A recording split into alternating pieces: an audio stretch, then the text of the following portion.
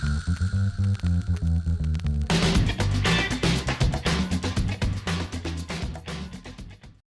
you hear me?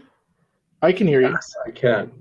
So I'm trying to get the audio to come through my headphones, and I hope that it's not going to be a problem with like my desktop speakers bleeding into the mic.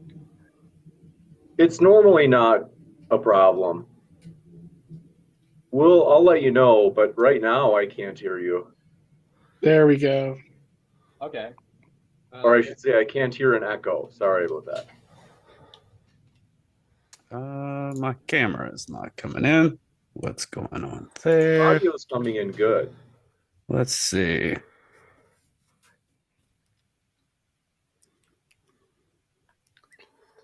Oh, and then Boom. There we go. Excellent. I can see you as well, Matthew.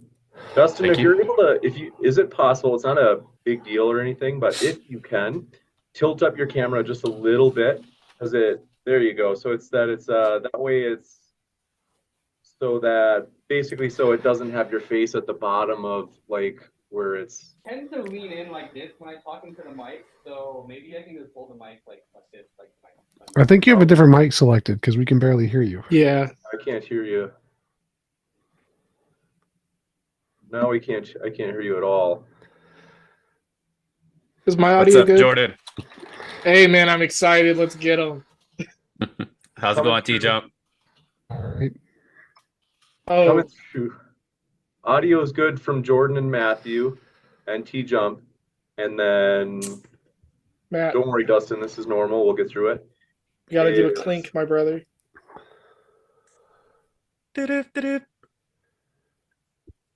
Well, we Sorry, still James. can't hear you, Dustin. I think that it might still be like a different mic that was selected. Like, I think, yeah, I can't hear you at all. Like, not even 1%. It's fully muted. Dustin, if you're here, where you can hear us, if you're looking at the bottom corner, it should say mute. You should be able to click that, and then there'll be like a set of different microphones and speakers. I don't know if yours is branded to where you'll be able to notice it or not, but you might just have to adjust through those that are available.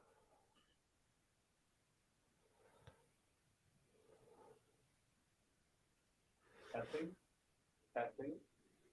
I can kind of hear you. I hear someone say testing. Was that you? Testing. Yeah, we can hear you, Dustin, but it definitely, I think that TJump's right, that there might be maybe a microphone that's not properly selected. It might be a different microphone. I don't have another microphone. I have one microphone. Are you using a laptop? No, definitely. Oh, Do you have the input volume on the microphone itself turned all the way up, like in your system, and the microphone itself? Were you not hearing me earlier? I think it was better than this right now. yeah. Nothing's changed. I didn't change anything. Drop. Move the mic close to your mouth and say something, then move it really far away and say something. Yeah, but when I moved it closer, that's when you said that you. Now move it far away and say something. No, I'm saying something. yeah, so it makes zero difference where the mic is, which means it has to be using a different mic. Yeah, like I say, man, if you just click that bottom button on there where it says mute, click the arrow, and there'll be like maybe different microphones in there. Testing. Microphone options. Whoa. Yeah, sounded better. that was loud. Yeah. Testing. That's better. I think it's better. It's certainly better the first time. Can you keep speaking, Dustin? It's saying that I'm using my microphone That's good. from the webcam, but It sounds better. that sounds I have better. a desktop mic that I've been using for 2 years. I've never had a problem. All right, move the mic Yep. away from your mouth and say something again. Testing? Yeah, still the same. That's fine. That's fine. Yeah, Good that's enough. I much think louder. it's not, I don't think it's, my guess is it wasn't that your mic wasn't working. My guess is, are you sure you didn't have a different one selected? Are you sure you didn't have a different one selected? I have my desktop mic, which is here. It's pretty cheap, but it's always worked for 2 years. And then I have another option for my webcam mic. So my webcam looks like it has little holes in it. I guess that my audio is going through the webcam. But It's much clearer. I've never used that before. So I guess we can keep it with the webcam audio. I would But- definitely do that. Yeah, because in the event that like we are in a high intense conversation, we definitely want to hear you and hear your input. How strong is the audio? Like, can you actually You hear sound it? Or normal. You sound just You normal. sound good, man. Okay, it's fine. It's actually even like slightly too loud, but it's good. Okay, Don't change it. Actually, just leave it. we'll It's do it not too loud. live. Let's do it live. You mean like? The Bill O'Reilly reference. Oh, okay. We're Oh, fine. We can yeah. just- The F word video. I remember that. Is that what you're talking about? Okay. Is cursing acceptable, or do you prefer no cursing? It makes no difference to me as long as it doesn't violate YouTube terms of service. We're fine. Okay, I just thought that you guys get demonetized if that stuff. I think their new terms say something about not using curse words in like the first 30 seconds, but that'll be all you, James. So That's Yeah, funny. okay. Yeah, I Yeah, heard they had an update. Anyway, what I'm going to do is first I'm going to quick start the stream just to see that the connection is good. Actually, let me just start recording first because sometimes the encoder is weird and seems like the first one is usually where it gets weird. But anyway, glad to have you guys here. What we'll do is polytheists, if you guys want to go first, this is the first time we've had a polytheism debate, at least as far as I remember. So if you guys are up for going first, would love to have you go first, and then we'll have TJump and Dustin follow with their opening, and that'll of course be 12 minutes per team, so roughly 6 minutes per person. Does that work for everybody? yeah. My intro's super short. Cool. yeah, it works. James. I'll talk fast. Let me get some of that protein shake, James. That's funny. Hold on one sec. My screen just went blank. I don't know what's going on. Oh, there James, it is. how swole are you?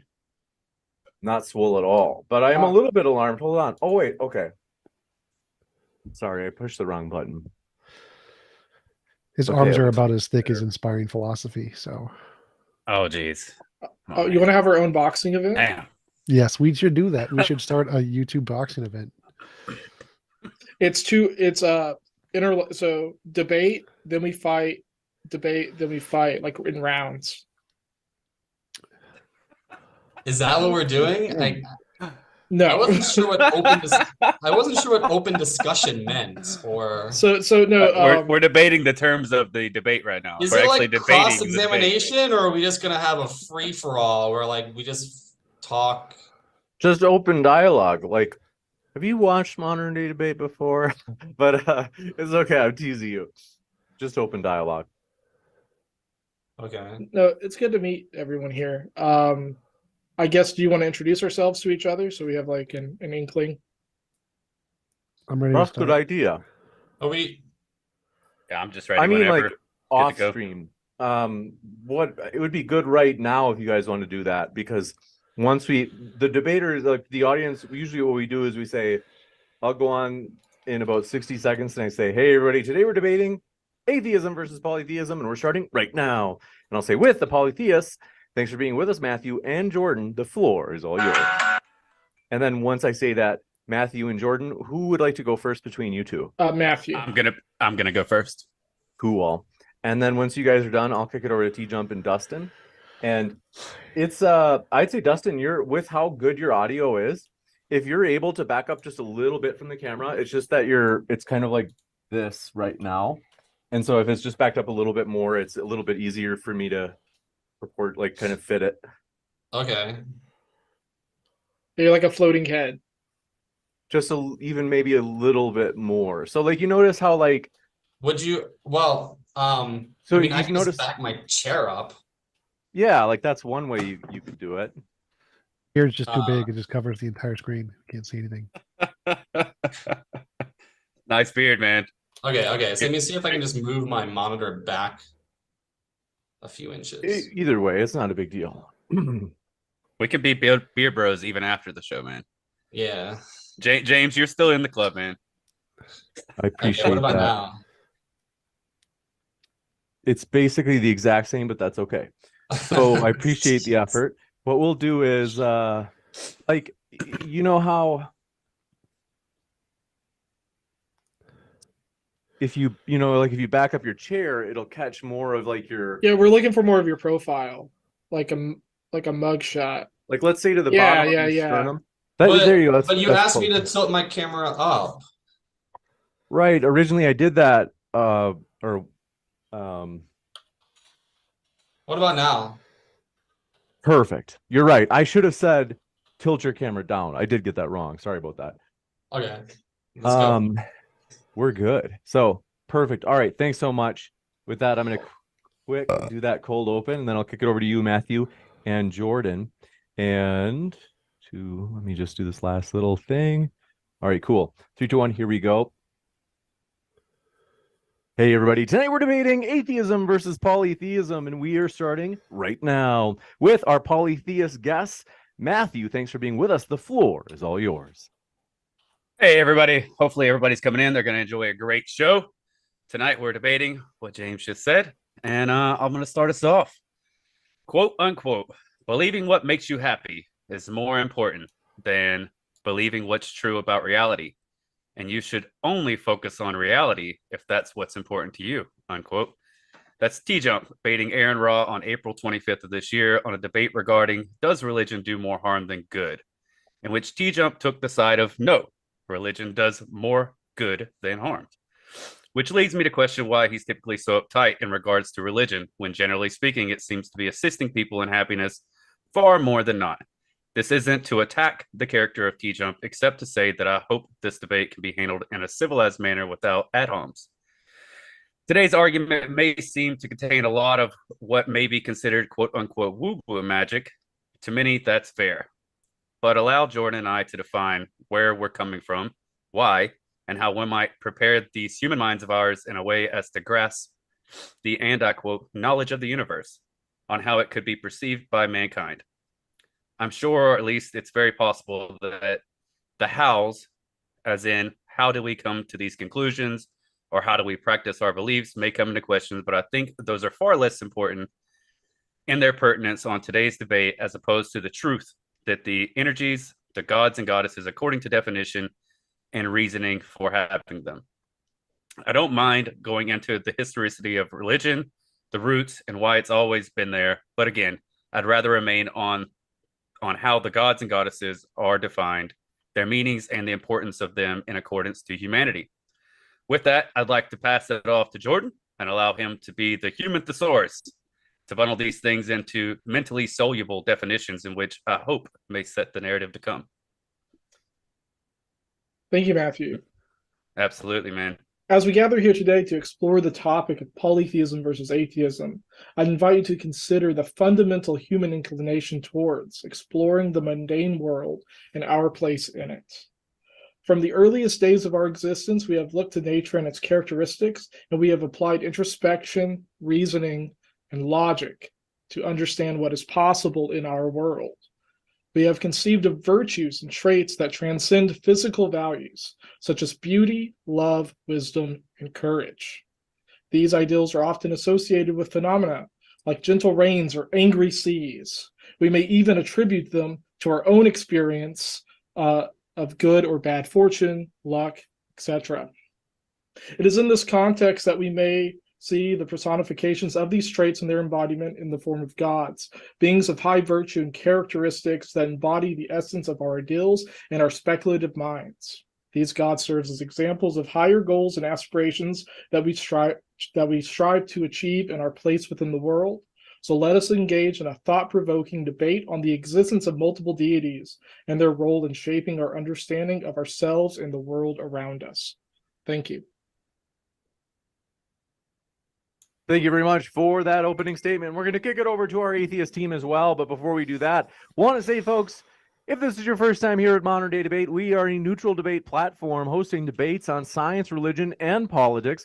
We hope you feel welcome no matter what walk of life you are from. And if you didn't know, Modern Day Debate is also on podcast.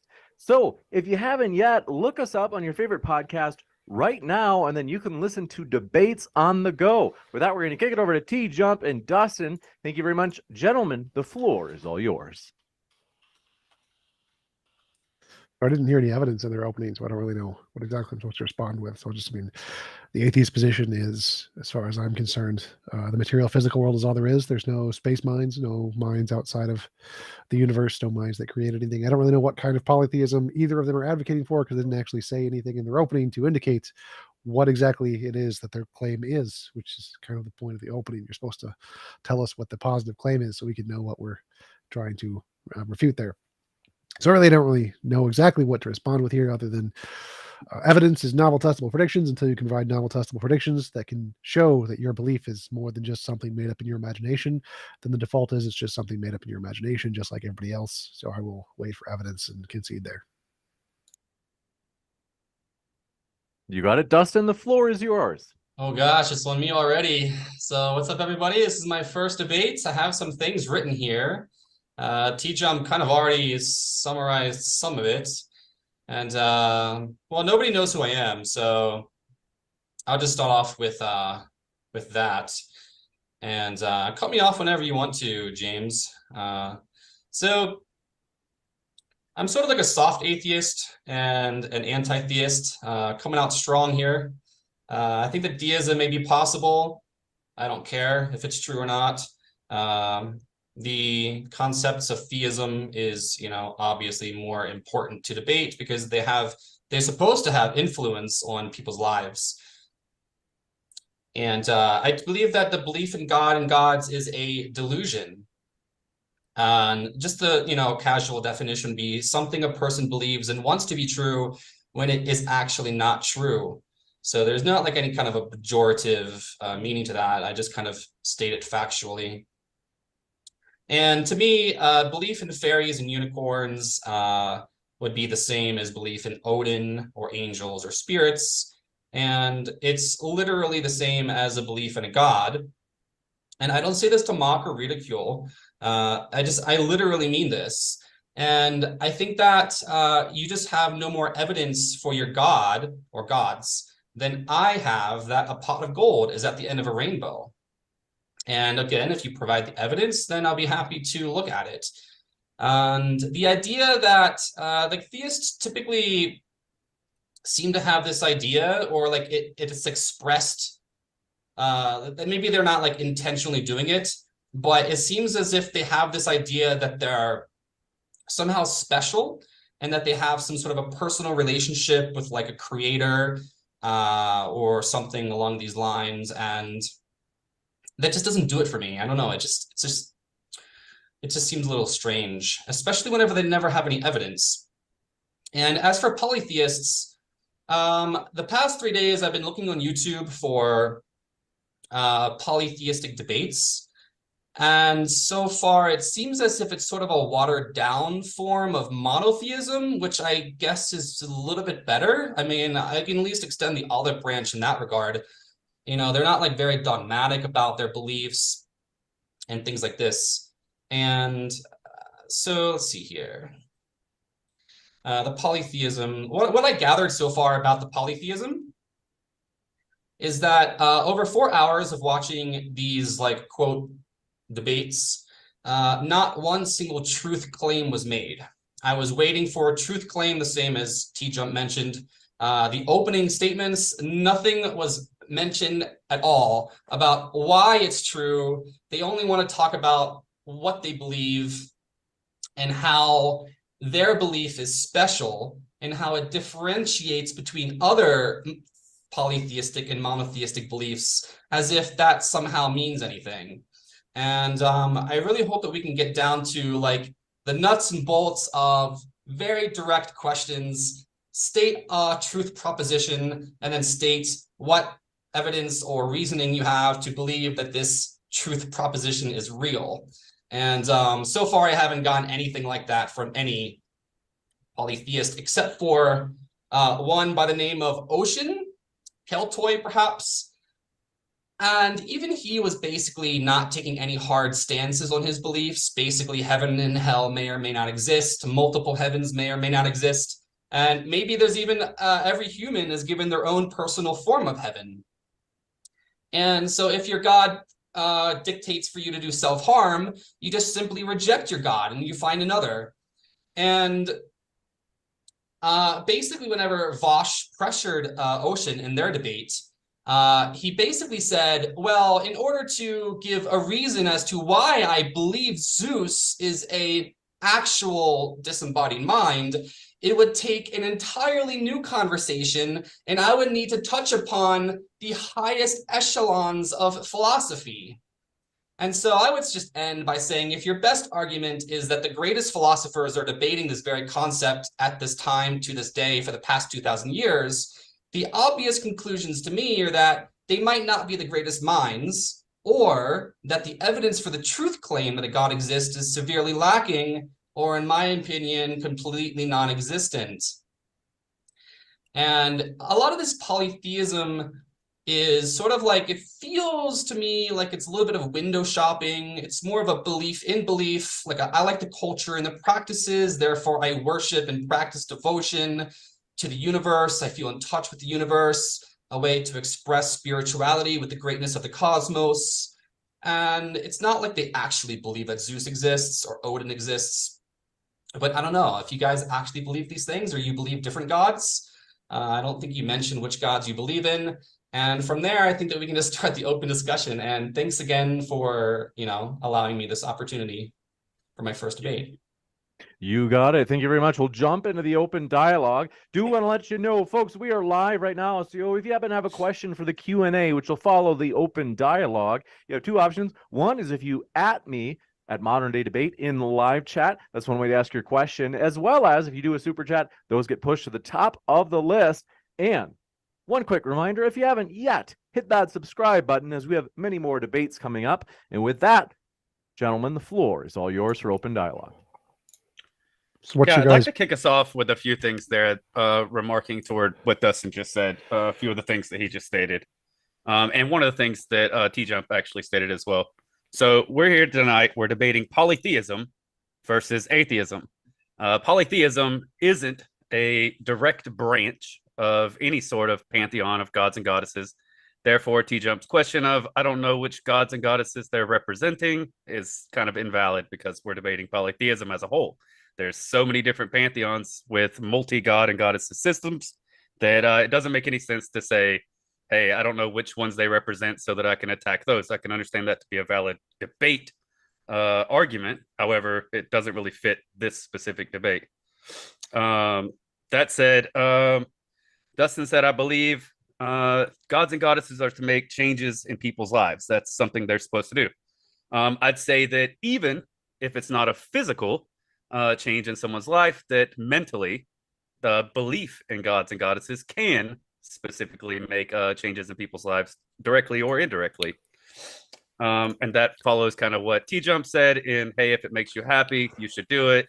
It doesn't mean that he has to believe it. It just means that, hey, it makes a positive claim in someone's life. So what are we talking about exactly? Like, what is your positive claim? That polytheism, that there are gods, goddesses, universes around us, and energies around us, and that those things do play a part in people's lives. What's your evidence? I was kind of gonna finish what I was saying, and then I was gonna hand it over to Jordan so that he can kind of define that system. Are you defining? Are you talking about gods, or are you talking about energy and spirituality and the consciousness and your connection to the universe? Like, so what is the difference is my point. We see that in vast spiritual systems, religious systems, that which I'll go ahead. All right. Polytheistic belief a God can be defined as a phenomenon, whether natural or otherwise, that exhibits identifiable or personified characteristics that humans can recognize and relate to. These characteristics may include virtues such like wisdom, love, courage, or justice, or natural phenomena such as lightning, storms, and fertility. All of the studies of the humanities, what we call the humanities, right, is based off polytheistic belief, spiritual belief. If you want an actual factual truth claim, my truth claim would be, if you get a bunch of people together, they will find phenomena, they will relate to this phenomena, and they will define their culture based off of that experience with phenomena. We see this with every culture that's ever existed, with every history, like everything. So saying gods are direct or indirect is kind of moot when we're talking about polytheism and how polytheism shapes our world even today. So go ahead, Matt. Sorry, continue. I'm chomping at the bit. Yeah, so I mean, I think that we need to start by even just defining what polytheism is, because our atheist hosts don't seem to understand what that is. Polytheism is the belief in more than one God, right? So directly, I want to quote Dustin here. He says polytheism is watered down monotheism, which is kind of an attack on character and religion. I mean, right off the start, right off the bat, I mean, to us, that's a little bit offensive, because I would say that, I mean, I think everyone here should believe and know that polytheism was around way before monotheism. So to self-describe polytheism as being a watered down monotheism would immediately be like, I don't even know what I'm talking about, right? Well, I literally have no idea what any of you are talking about. Like I atheism, concur. no gods, polytheism, gods. What do you know? Caught in the middle, like you claim that the gods exist, energies exist. Okay. Yeah. What's the evidence? And by God, I'm assuming you mean something outside of the bounds of physics, right? Because physics says no God, science says no God. No. What? That's a complete misnomer. Science Yeah. doesn't even look for God or gods. Yes, it does. It does not. It does. It does all the By time. nature of the sciences. It's so convenient to just Wait, make one that sec. claim Science. anytime science cannot listen. find your God. No, You that's say not my- God that is not my outside of claim. science. If we're It's not not looking my for claim. treasure, it's not like we're gonna gentlemen, I find do it. have to jump in just because people aren't able to hear anybody if everybody's Yeah, talking at the same that's time. not my claim. So science does look for gods. It's false to say that they don't. We literally have papers searching for gods, all hundreds of them. But that's irrelevant. I don't care whether science looks for gods, in your opinion. It doesn't make a difference. What do you claim exists that is beyond what atheism claims exists? Because atheism is just science. So Yes, no, that's not true. There What? are atheists that can be I'm anti-science. talking about mine. I'm talking about my Atheist science. is I non-belief. don't care about them. I'm talking about me. I'm debating you. Don't talk about other No, atheists. When I You're say talking atheism, I mean about science. atheism. I am the atheist you're speaking to. So when you're debating Yes. atheism, you're talking to me, to my atheism, nobody else's. Don't care about anybody else's. So my atheism is essentially just science. So what in your worldview do you claim exists outside of my atheism, which is just science? So, That- I mean, I guess we'd have to ask you what your definition of your atheism is, because you're saying not to compare Science. you with other atheists. So, if we're Science. talking about atheism as a whole, which is the debate, right? He Polytheism versus just said the atheism. I did definition. literally just say so. He Science, literally just said materialism, it 4 or physics. 5 times. So, why don't you just say my religion is science? I'm not an atheist. I'm just a science person. I don't know what like. So sure. define science, right? Yeah, science is the So, polytheism versus methodological science. naturalism. So first of all, I am pro science. I Okay. love science. I rely on archaeology, history, world sciences I don't care. to that's rude. Well, first no, of my all. question is what No, do no, you no, claim like- exists outside of my worldview? The debate is polytheism versus atheism. My atheism is just metaphysical or methodological So- naturalism. So what are you claiming exists beyond methodological naturalism? Okay, so to start off with, right? So the understanding of the natural world through the sciences, right? Through experimentation, observation, recording, trial and error, is to understand the mundane world that we live in, the material, right? The foundation of the sciences, what gives us the atom, everything, comes from the polytheistic worldview that we can ascend higher, that we have virtues and characteristics, and we rely on these things I'm totally to lost. identify. I have no idea what you're saying. Okay, May I ask her? I'm gonna give it back to TJump because he's on a good roll here. But I have a question. I have just one question, please. Yeah, I mean, your stuff's very easy to attack, Dustin. So, I mean, I hope you well, continue. I would say that whenever I said that polytheism was a watered down form of monotheism, you're talking in terms of historicity and which came first. Yeah. That has nothing to do with what I said. I didn't say that polytheism came after monotheism. I mean that monotheism is typically okay. Well, you're sidetracking me from my question. I mean, it's obvious. Monotheism is watered down polytheism. So Who cares? it's opposite Who of what cares? you It has said. nothing to do with the debate. And Who cares? both can Yeah. exist side by So side through what is the culture. difference between if somebody claimed to believe in Gandalf or Dumbledore or Yoda, and they claim that they have devotional practices to Gandalf, and Gandalf is, part of their understanding of the universe, is that different than polytheism? Like, okay, Gandalf and Dumbledore, let's say they have two concepts of a spirit in some form of Dumbledore and Gandalf. How is that different than your stated definitions or forms of polytheism. What could you attach Dumbledore or Ganon? No, actually, can I kind of get in, Matt? Yeah, of course. Go ahead. So man. you're saying that if Dumbledore was a spiritual archetype that was attested to in worship, then he would be a spiritual archetype. Yeah, sure, an archetype, like a socially constructed archetype. But that is kind of putting. It's like a misnomer, because you're saying if people worshipped Gandalf, they would worship Gandalf.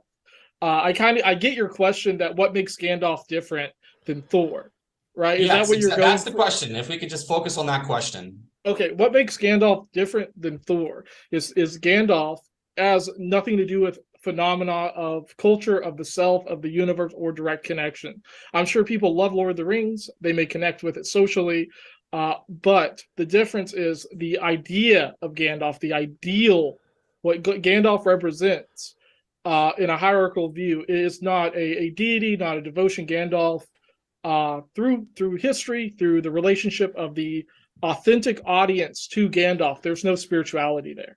There's nothing. It is a character, is a play. Why did polytheists in the past not worship playwrights? Why aren't we worshiping Shakespeare? Why aren't we worshiping Hamlet? Right? Well, I mean, why are we dedicated to Apollo? It depends on what your form of worship is. Like, if you just want to keep doing the whole ground of all being line of argument, you could say worship is whatever you want to do with your free time. This is online, TJump. Literally nothing, anything you have said has given us anything to talk about. Please. No, because you're not finding. We're all talking except you. Is your lack of understanding exists beyond materialism, beyond methodological naturalism? Like your lack of being able to understand anything. Tell me about my lack. Answer the question. 1 + 1. The question is, what do you claim exists beyond methodological naturalism? If nothing, say nothing. If something, say something.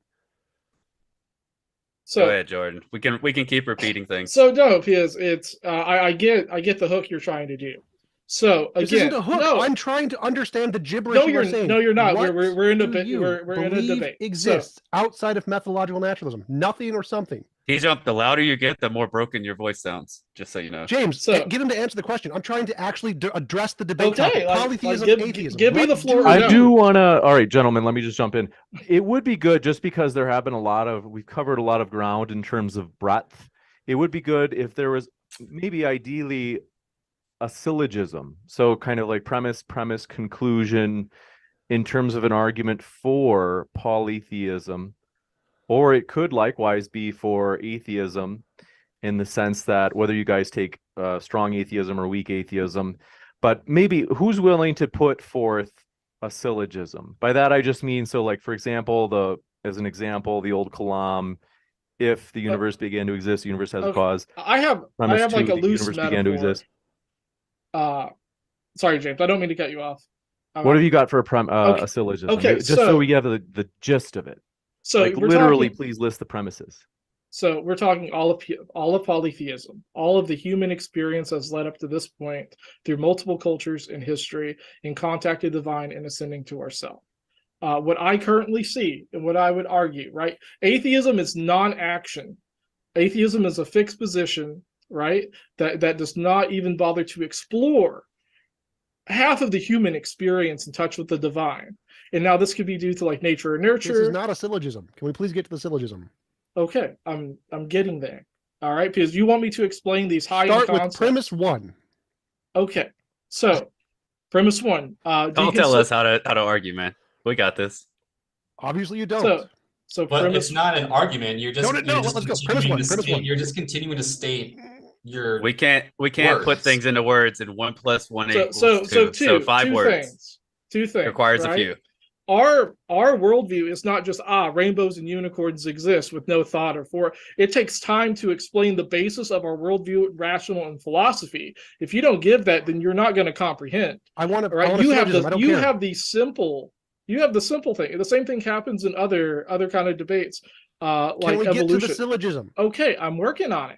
Don't work on it. Say premise 1 is, then continue. How much time do you need? I just want to have an expectation of how much time. Okay. How about more than 10 seconds before we keep getting interrupted? So, premise 1: humans connect with phenomena. We have the ability right? To see phenomena in life, whether that is luck. Atheists, I know lots of atheists that blow on their D&D dice, that name their dice, they go, oh, please be lucky. They have a semblance of luck and the idea of metaphysics in that way, right? Sentimentality can be a similar thing. Humans connect to phenomena innately, by nature. We connect to phenomena. Okay, premise 1, connect to stuff. Premise 2. I wrote it down and we have it. Okay. So I just want to make sure I'm clear. Yes, we make up emotional connections to things. I agree. Humans Next. connect with phenomenon. Perfect. Yeah. Next, Okay. please. So humans are also rational. Okay, that would be my next thing. Humans are rational and logical, and we have this incredible ability. Are you having like a stroke, TJump? Humans are okay? partially rational, mostly irrational, but I don't see how this gets you to. Okay, to if humans are No. rational, Let him if humans are irrational, how can you be so sore in your fixed position? Is this part of the syllogism, or are you off? Well, the no, track? I'm just making a point. Okay, He's made so we one have point so far. Now he's on humans to connect with the phenomenon, second one. Humans and are then we have partially humans rational. are So rational and logical. So far, we Okay. have 2. Okay, so we're Is there a able, third? right? So Matthew, take over. I What? need a second. Yeah. So what Dustin's kind of saying is that there are virtues amongst humanity I that don't- nothing Jordan, else sorry, shares. you said Dustin. There's something, and polytheism doesn't place an exact position on what created us, what gave us this, what any of this is. Well, what okay, forgive me, virtues please. amongst 'Cause humanity I am that so sorry. doesn't I'm exist so- amongst the rest of the world. I must- Doesn't it, I it must- doesn't, I must ahead. interject. I apologize. In the beginning, both TJump and I were both stating that your introductions gave no description as to what you believe or why you believe it. And I and TJump are both gently pushing you into Did I interrupt you every 10 seconds? trying to just finish this argument. We have humans connect with phenomenon, and then we have humans are rational and logical. And then Jordan transferred his consciousness into you so that you could finish his thoughts. And now you're just going on. Oh man, this is like are you Kent Hovind now? We came from a rock kind of thing? Is that what that ad hom is? Can we just, like, just for the sake of my sanity, please, if we could just finish this one small little molecule of like the argument that you were attempting to finish. Well, that's what Jordan here was attempting to do before he was interrupted. Like, I don't know, I could make a No, he No, stopped. no, He there was stopped no- and gave it to you. There was he no just do like a interruption. Nathan Thompson He thing and do like a little transferred check to mark boogie board? you so that you could Oh my God. finish the thoughts. There was James, no give interruption. us a syllogism. Make them give us a syllogism, please. Please. Jordan started with 1 and And he then he was on to stopped. number 2. Wait, that So- was the complete syllogism? That was the complete form? The final If form? we have so a listen, syllogism, just in the sense that even like as an analogy, let me give you an example. Like, let's say I was using the Kalam. If I said, like, I'm going to argue, like, in a nutshell, to give you a very brief summary, I would say, I'm going to argue that God exists and that we have reason to believe that the universe has a cause and that God is that cause. And that's the gist of it. okay. Like, what So- could you give it to? That's like Yeah. the really bare bones. Could you give Yeah. us a really bare bones, like 2-sentence explanation of the argument? Yes. Okay. So every culture that has ever existed has had a polytheistic tradition. I don't think that's an accident. I don't think that's a misnomer that we naturally pull to the divine and connect with something higher than ourselves that gives us higher ideas to make us understand the natural world that gives birth to the sciences, right? We would not be pulling to something over nothing if it didn't have value, if the phenomena didn't make a difference in our lives, if it was not good, if it was nothing. All right, that is my argument. That humans, we as humans, no matter where we are, connect with the divine in some form, and that the divine exists in some form that is intangible through us, through phenomenon, through our understanding and our really like natural abilities to understand it to begin with. Do you not think that we exist as atheists? I think it exists. Absolutely. We know Do you think that we're just making shit up and lying? That No. we do No. actually believe in the divine, that we actually secretly go to a little room and, devote our our prayers and thanks and Well, that was irrelevant to the argument. So the argument was is that every society believes in polytheism. Therefore, polytheism is true or something. is that the argument? It seems like it. But I think what Jordan is trying to say is that every different nationality, culture, faith across planet Earth, prior to the adaptation of the Abrahamic faith, were able to connect certain things directly or indirectly to certain gods, goddesses, etc. If we were animists, they were able to attach it toward some sort of energy. If there were shamanists, then they had a director that was able to do it. I'm getting a little off topic here, but that at the very beginning of humanity, even up to today, which we see society is beginning to move back towards, where it's been able to attach certain names towards a certain energy, towards a certain virtue, towards something that humans seem to live by. Therefore, therefore, right? We get these virtues. We get to the core of what our experience is, and we connect with something higher than ourselves. So, like Odin. Odin's name is Other, the original name in Old Norse. It is ecstasy. It is wisdom, right? It is these key virtues that we can entangle, we can view and ascend to, right? So, Democritus. well, right? I'm not seeing how any of this is different than humans make stuff up and it makes them feel good. So no, I say think that humans make up science that came from historical ideologies, historical figures that still live on today through various science. That were religious, that were polytheists at the time when they invented said things, and that nowadays atheists live by the science that they what does this have to do with my mathematical question? Equations, and not through maybe the creation thereof, but how they got there. My question was just clarify. My question was, how is everything you just said not the same as humans? All humans make stuff up, and it makes them feel good. Because it's not a simple. Well, okay, wait. Not just that they make stuff up; they make up different things. If every different culture were to make up the same theology or the same, whatever, they connect with the universe the same way, with the same gods, the roles that the gods give you, the way that they, attach their reality to the gods and all this stuff. But every culture has different gods. I'd like to take that one if you don't mind, Jordan. Yeah, absolutely. So, okay, Dustin, so that's actually cool that you asked that, man. So I asked TJump this once. He came on my show. Thank you again, TJump. I truly do appreciate that, man. Honestly, I'm not just saying that. So anyways, so I asked TJump on my show once. I said, hey, so how do we relate the fact that 17 different cultures, face nationalities across the face of the earth that we don't believe at the current day could communicate with one another? How did 17 different ones come up with a guy with one eyeball that wore a patch over one eye or a scarf over one eye, something over one eye, that ended up being at the top of said pantheons? I think I'm not going to ask whether or not you know what a pantheon is. I'm sorry. So was at the top of a pantheon. He was always known for a god or goddess of wisdom. And so that 17 different cultures face, religions across the face of the earth. Maybe they had different names for said gods and goddesses. However, they had the same pretense and they were not able to communicate one another. And I'm happy to provide that evidence at the end of the debate if you don't mind. I don't care about that. So I addressed that in the last one. I want to go back to my question, which is the more important one.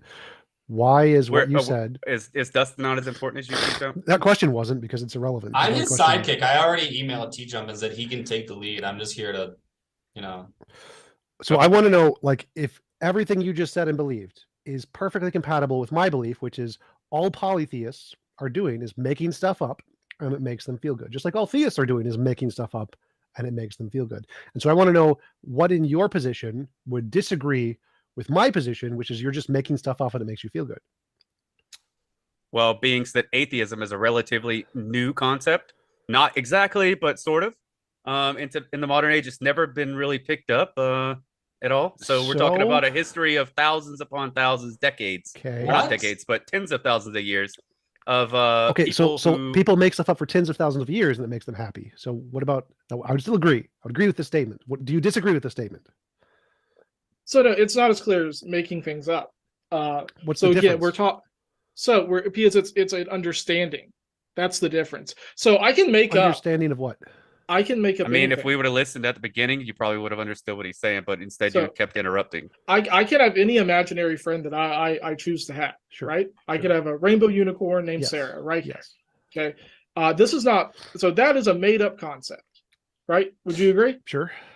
Okay. So the difference is I did not connect with what I would call Sarah through the experience of the natural world, through phenomena, through understanding the virtues and characteristics, through rational thinking, as in the natural sciences. Okay. And by that, I mean like the origin of sciences through alchemy, hermeticism, understanding the characteristics of something. So if you understand, okay, that fire is hot, right? Sure. Okay. So we naturally give aspects to fire. Have you lit a fire in your yard? Yes. You're like, that fire is aggressive. What Have you ever is- been fired up? Sure. Okay. So we know the nature of fire, right? We Sort have of. a nature to fire. We understand that it is consuming, it can be aggressive, it is hot from the heat, right? From the heat of fire. It can also be non-existent at certain times. I mean, sure, there can be like, well, I don't know what you'd call non-fire. What does but this sure. have to do with the topic? So this has to do with the topic because polytheists created the bedrock for understanding, because we could see a limitless universe, limitless potential to understand something innately and personably to get to scientific understanding we have today. Democritus, okay, was a polytheist. What does that matter? So that's which forget what this fallacy, genetic fallacy. Genetic fallacy. The origin of something doesn't make the origin No, true. because it's not just an origin; it's a follow-through. I don't know Okay, what that Isaac means. Newton's hermetic work Follow-through. outweighed his mathematical work. And why would that matter? Because the key to thermodynamics was built on the back and was less important to Isaac Newton than understanding the phenomena world. And if that's not important to you, then you're just, to me, That's you're true. devaluing. I it. have no a idea. question. Again, I have May no I? idea. What I you're have. talking I have about. a question, please. I have a question. Yeah. Gentlemen. As long as we're allowed to answer it, TJump. Are we allowed to answer his question, TJump? No, because you still haven't answered mine. Okay, At the very well, beginning. Okay, so don't ask your question, Dustin. TJump At the said very no. beginning, I asked, how is anything in your worldview different from my perspective, which is you're just making stuff up and it makes you feel good. That's He is making so first of all, making stuff up. It's not made up. It's discovered through What's these discovered? virtues. Through interacting with ourselves in the natural world. What is discovered? I don't care about Natural- how you discover. What is discovered? Discover in general, like scientific Gods? Were discovery. gods discovered? They're virtues that we ascend to gods. Those are emotions. discovered. That's making stuff Okay, up. wait. Make stuff Are up, you emotions. saying that the good things that you think are good in the world because you think they're good are products of a disembodied mind that is undetectable, and You think those they're good or they are disembodied good? minds gave humans these good things that you are subjectively believe So, are good? Through And all not of just poly- good things either. Bad things Yeah, as well. through all Well, of I was gonna poly- say, like, what about a baby that's just like lying in the ditch Why- dying this because is you know off topic. the mother left the baby there. Is that a good so thing? so This is so off no, topic. let me answer your question. Okay. First, we're talking about all of polytheism. And that includes a lot of worldviews. So in like a Wait, very I sliver just of asked a sliver- question Oh, about. Okay, let me answer. Okay, it. so this whole debate is going. So to you don't go want to with think. You don't a want question is information. asked, and You then the don't want answer to the information, question and you don't is want to think. You want to continue. polytheism You is want to continue different non-thinking. things. That's all I'm hearing. Polytheism is different things, and not any one question can be answered succinctly because we're going to have to go through a If we're talking about polytheism, historical, past You- It's odyssey required. it is required. Great. So what Yeah, about I wish we had like 3 hours, 5 hours, but we're How- trying to like sum James, this do you up, wanna but go it for takes 6 us And a I- little and while. like we I'm had here. we I had can short go. notice I can to go a like long time. Do you want to So- go 5 hours, 6 hours? I'm down. I can do a beer round, but yeah, sure. So to be How did the good things get here? Virtues, okay, because so like virtue. courage, love. And bad things. But let's focus on virtues because those are typically high things, and again, that's pretty innate, right? So beauty, right? We tend to think that like beautiful things are similar, like there can be variances, but we have the attention to like something is beautiful. It has a virtue of beauty. Okay. Sure. Okay. Yes. All right. Things are beautiful. Okay. All right. And not only can physical things be beautiful, non-physical things can be beautiful. Right? Have you had a Sure. beautiful thought? Yes. All right, a beautiful experience, Yes. right? Sure. Yes. So Harry it is Potter is a- beautiful. Okay. Yeah. We agree with that. There's a virtue that transcends the physical to non-physical, right? Through our understanding of the phenomena of beauty. I think those are all Okay. physical, but what's your point? How are they all physical? Brains, thoughts, states, so they're all physical. That's the consensus in Oh, neurology, I would say that- psychology, physical sciences. Everybody thinks it's physical. in Okay, every but is- every field. Are you Is- saying that consciousness proves gods? I'm saying that our connection, because I would agree that we may be poor instruments for everything non-physical, maybe, but through our experience in the physical, we can ascertain the non-physical. Oh, that's through good. the They're virtue- non-physical. So when uh, I originally asked a so- question about what do you believe in that disagrees with methodological naturalism? If you think anything non-physical exists, that would be a great example. Why do you think anything non-physical exists? So it may Is things love may be non-physical? No, everything is physical. I'm a materialist. Everything Is physical. is happiness non-physical? No, it's physical. It's literally a chemical Anger? in the brain. Physical. This is the consensus among no, all so I would say neurologists, that would- cognitive They're just scientists. brain states. Yes. What else is there than a brain state? So I would say that I would say that happiness has a physical component, but you're missing the other component, which is non-physical, which is the experience of happiness. That connection to happiness, that is non-physical. And the cool thing about Why do you virtues, think that? because it's innate, and this has been the dialogue, the same dialogues I'm using now, right, has led us to literally discovering the atom before we had any periodic table, anything, because it's in the idea of forms and virtues that we discover the natural world.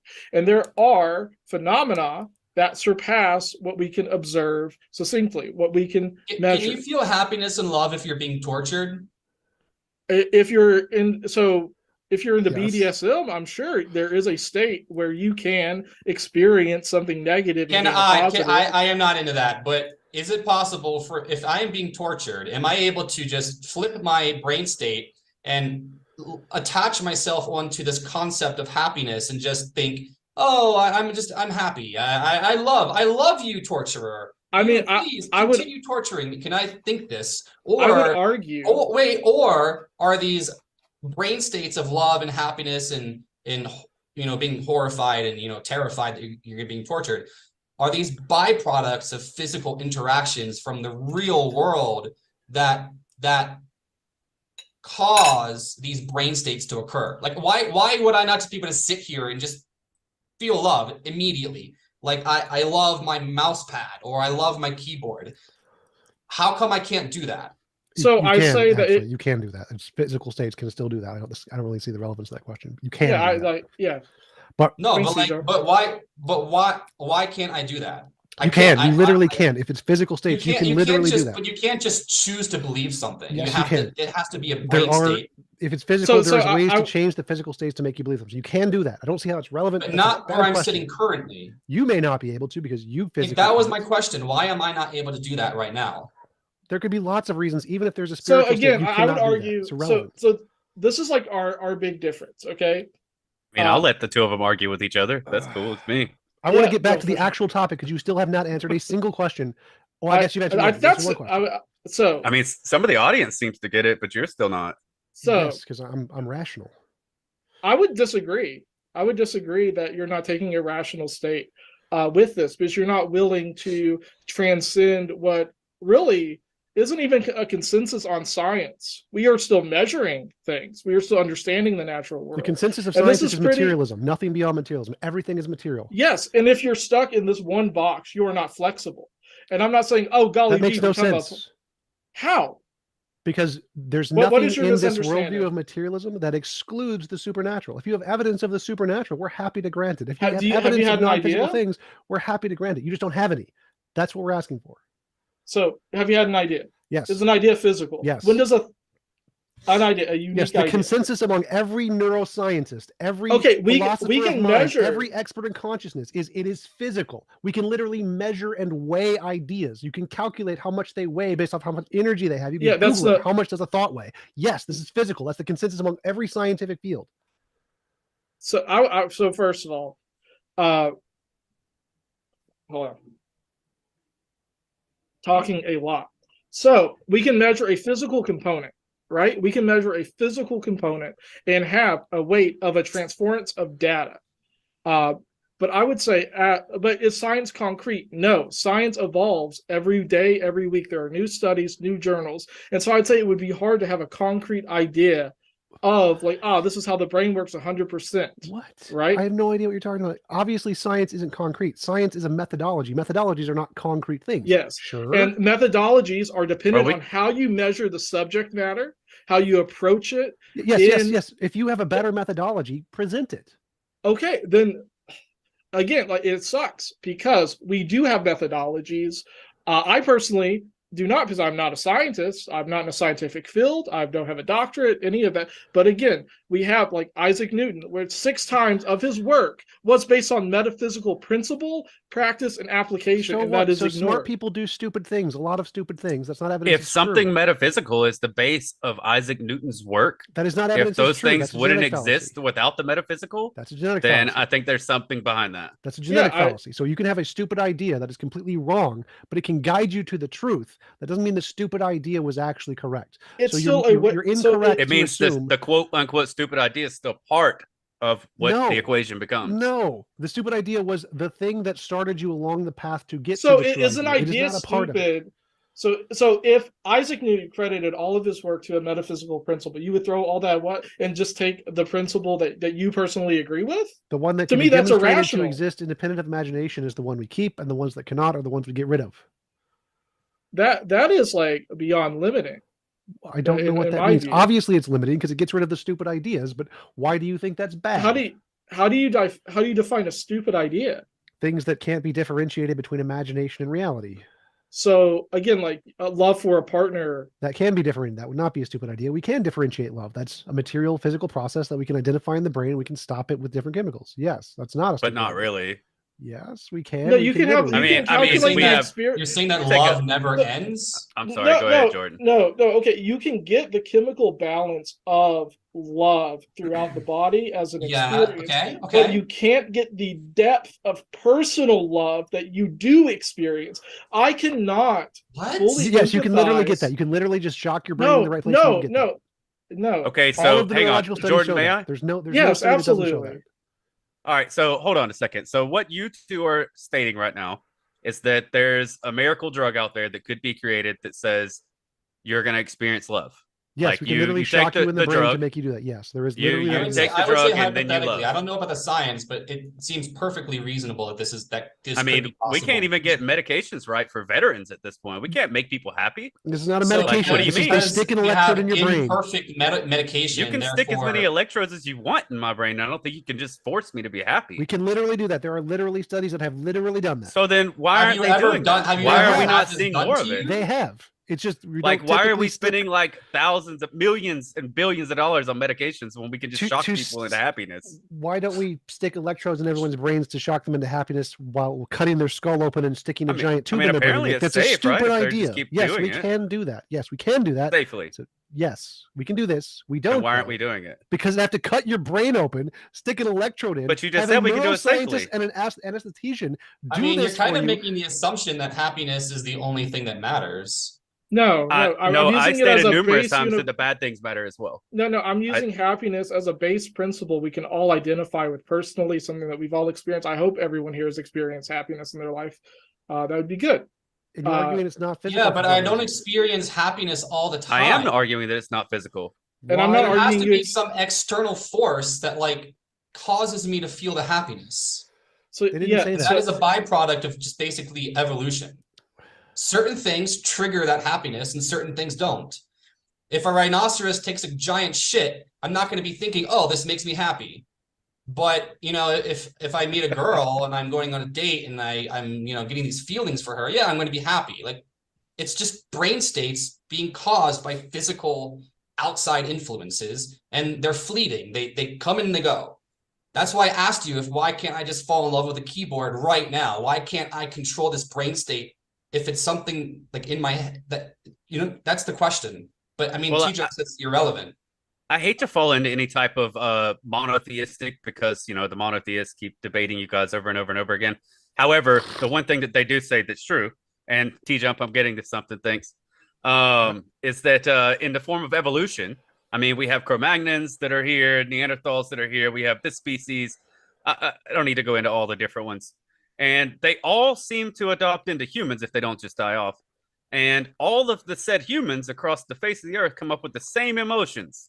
They all come up with the same virtues, the same ideologies.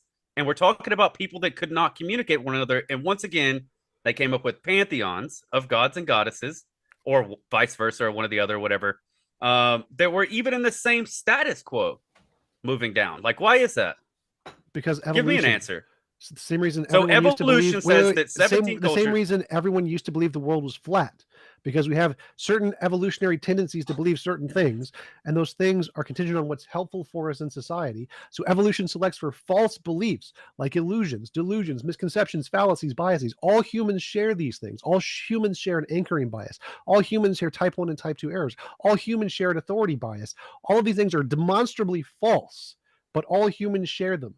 You have this idea that because all humans share silly ideas, that the silly ideas are justified simply because everyone shares them. That is not true. We know for certain that is not true because science has proven silly ideas that everyone shares are false all the time. There are thousands of examples of these. So you have to show why your silly idea isn't exactly the same as the other silly ideas. They all developed them symbiotically amongst themselves without the influence of outside culture? Yes, it's all humans everywhere All have these biases. Oh, and they all came up with the same theories. Yeah, anchoring bias. All humans. Type 1 and type 2 errors. All humans came up with the same point of view. All of these without fallacies are in communication. all humans. Yes, no communication. It's in our biology. And through this view, they seems awful discovered the weird. natural world, the sciences. Yes, where we literally, are. these fallacies led us to So we discovering do science. have the ability to drop baggage off, things that aren't true off, right? Yes. Like great book, Hellenistic Astrology, blank name, really great book. In it, it talks about the history of astrology. And I know you don't care about astrology. We're not debating astrology. Is the Babylonians got really into the stars because it pertained to them and their lives. And they needed a way to measure the effects of these stars and planets on their lives. So they started astronomy. Yeah.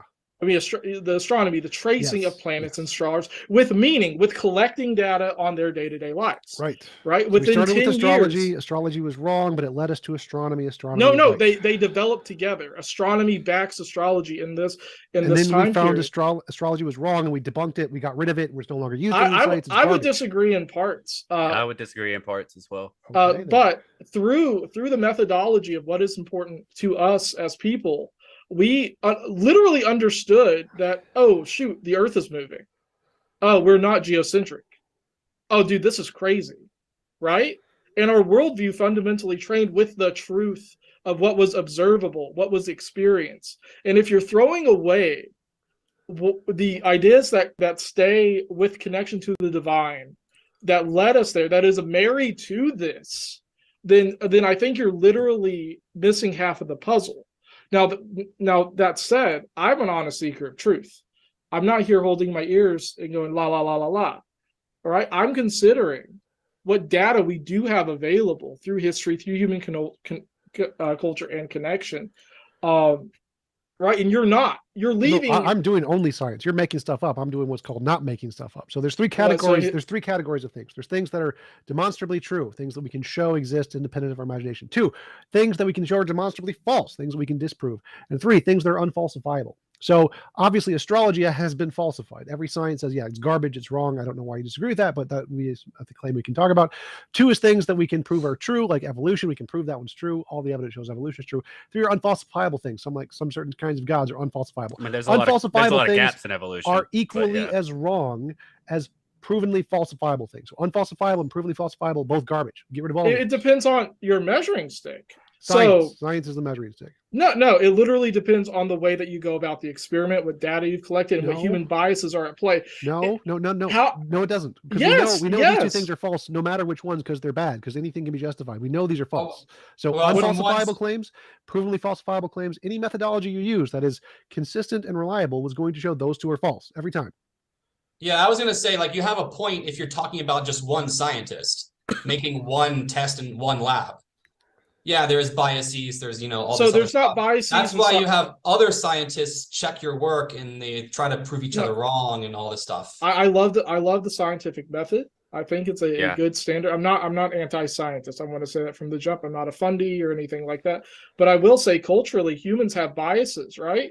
And that includes a scientific model. Jon Snow couldn't prove germ theory till after his death, right? Because of biases that's in incorrect. science. This is a common misunderstanding of the scientific method. Each individual has biases. So I like my model of, I don't know, physics or whatever. So the shrinking of the one sec. So because I like my model of physics, I'm going to try and find data that confirms my model of physics. Now, every other scientist has their own preferred model and they disagree with mine. And so their biases, they're trying to prove me wrong. And each of them, their individual biases, if they can all try to prove me wrong and they can't, that means my bias is most likely correct and I got it right. So even though individually we have biases, each of our biases are pitted against each other in science to try to disprove all the other biases, which means the ones that get passed are unbiased because the only reason they were passed was because everyone with other biases were trying to disprove it and they couldn't. I think that somewhere we're mixing things up here, TJump, is that neither of us are disagreeing with science. Neither of us are saying that science is You said there were completely wrong. non-physical things. That's disagreeing. There with are science. non-physical things. That's There are disagreeing with reasons that science. scientists came to the conclusions they came to and reasons that scientists still Which utilize that scientific scientists field abuse. says there are non-physical things? I mean, we've mentioned one and you've refuted Which it. scientific field? Isaac Newton. What was it? Which field of science? Cosmology, astrology, astronomy, physics, chemistry, biology. Which field of science concludes they're non-physical things? Newton is not a field of science. Newton wrote most of his things about religion, which is discarded by science. So which field of science says there are non-physical things? Which fields of sciences were created by certain scientists? I don't care which field of science today. The field of science, not an individual scientist who's an idiot. Which field of sciences wouldn't exist today without said science? You're just I don't dodging. care.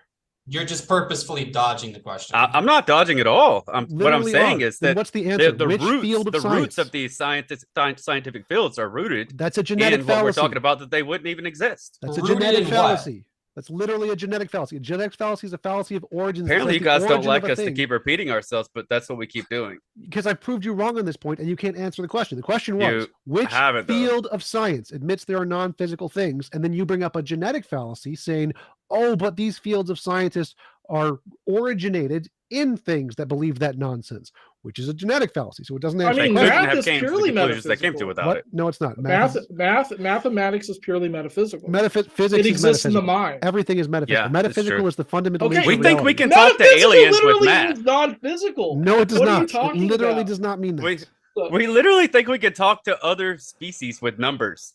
Yes. and So that's what fine. was It's all the physical. how are we taking this entire Because you think they're conversation the past universal, 10 right? minutes and No. wrapping it up into something that we can just take a bite out of?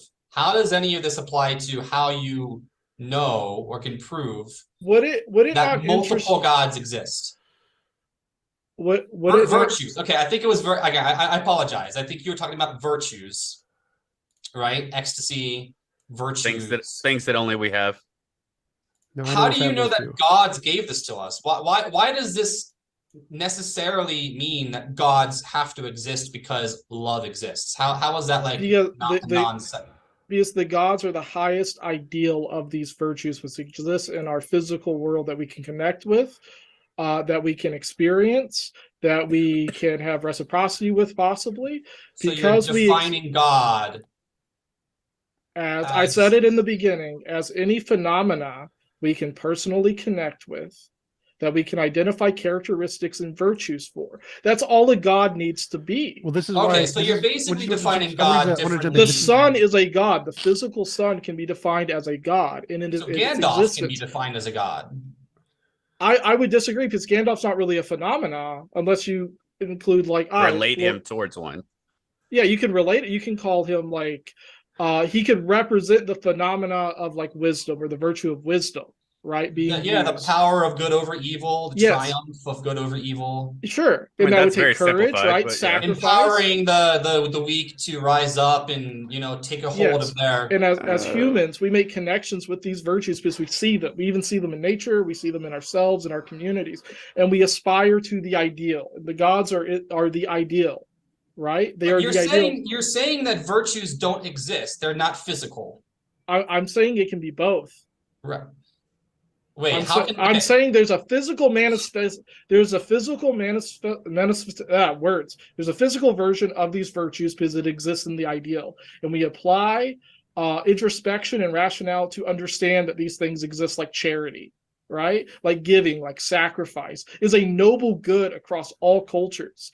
It is put in a sacred space, right? If you are charitable, that is universally a good only concept. to a certain degree. Being completely charitable, like with everything, like you're just gonna have nothing, and then nobody ever gets anywhere. I mean, that's a separate thing, though. I mean, because that would be on the side of the bad things that I said. But it has to be balanced. But you're just picking things that you like, and then saying this is a virtue, and therefore God.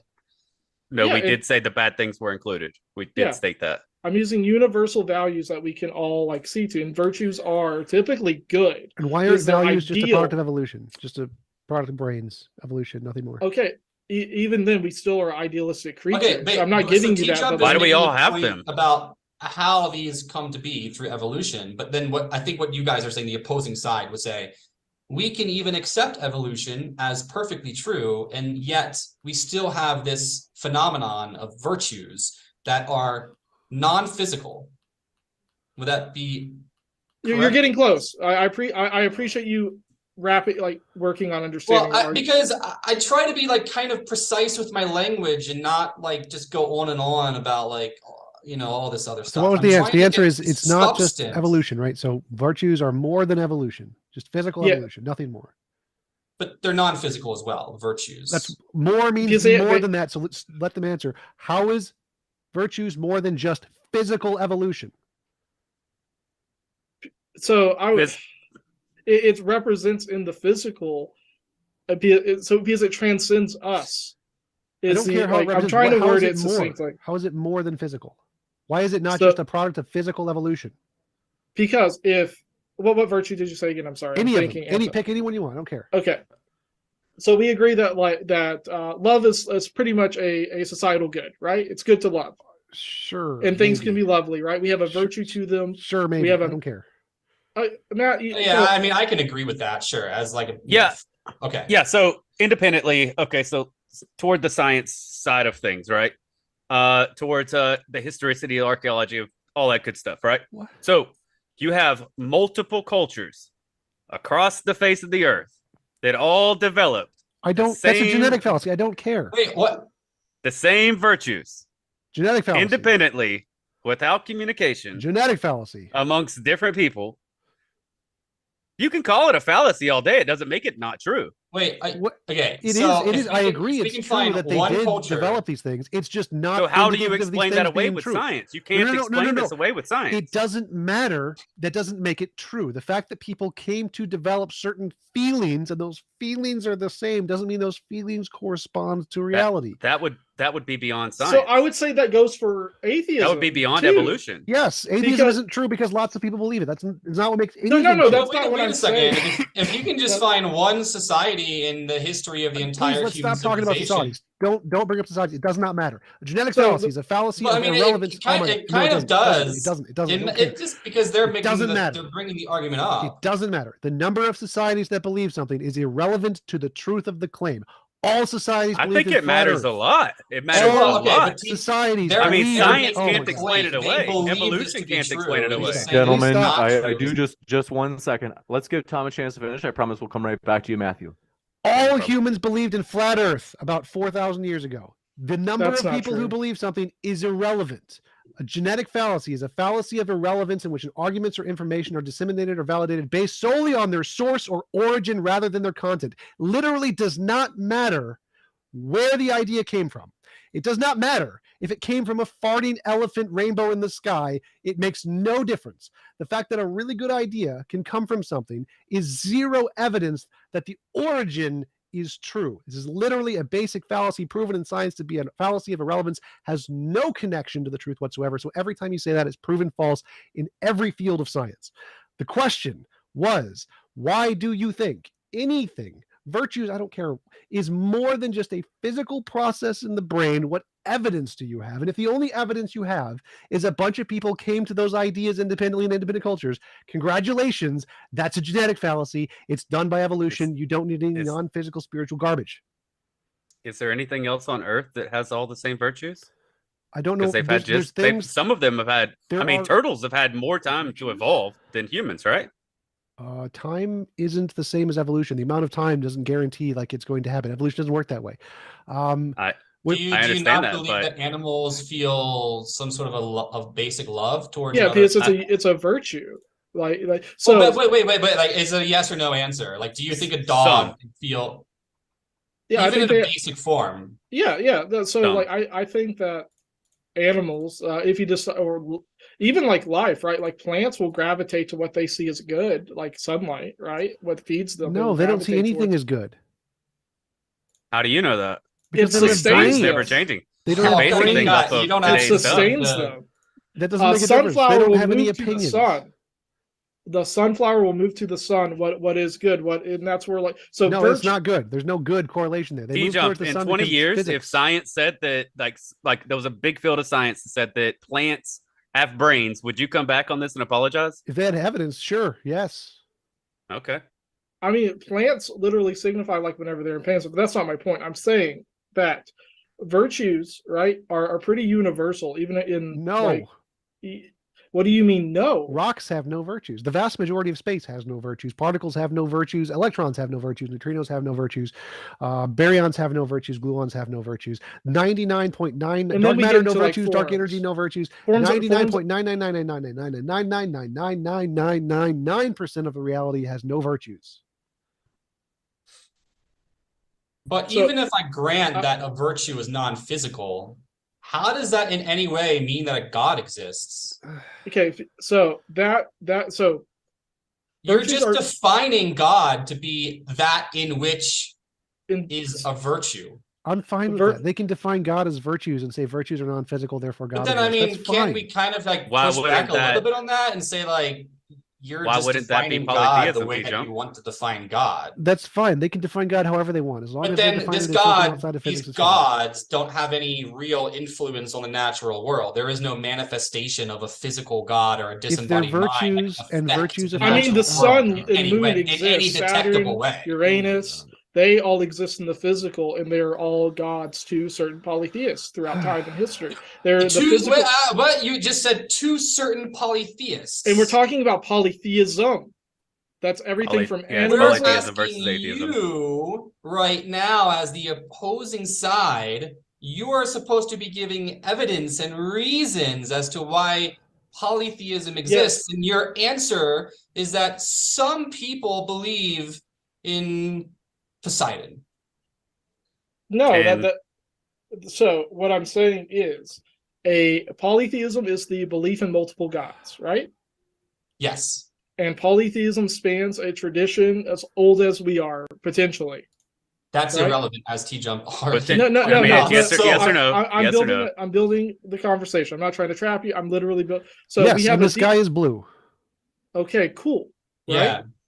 So if a polytheist tradition sees a physical thing that is purely physical and goes, yes, that is my God, then that God exists. No, that's called making stuff up. Well, I mean, I'm pretty sure that like 99% of the audience listening just that. If you or anyone else expects us to come in with a 1 + 1 = 2 kind of argument, I mean, that's not going to be what happens, right? You're just defining God how you want to define God without showing any evidence that this God again, let's talk in reality in some evidence through rational detectable way. Through the rational, right? Again, like how there's nothing rational in anything you've said. Your argument is so you're calling all of the humanities philosophy irrational. So why not just say it's philosophy? Yes, that's what you're saying.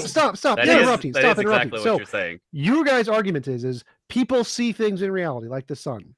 They make up feelings and virtues based off of these things. It makes them feel good. Therefore, they're gods. That is bullcrap. It's called making shit up. And that's No, why I it's- asked the question. Why is your belief any different than people seeing things, making shit up, and it making them feel good? Your claim was, you made some other claims about non-physical stuff. That's where it's actually interesting and relevant to talk about, because that differs from science.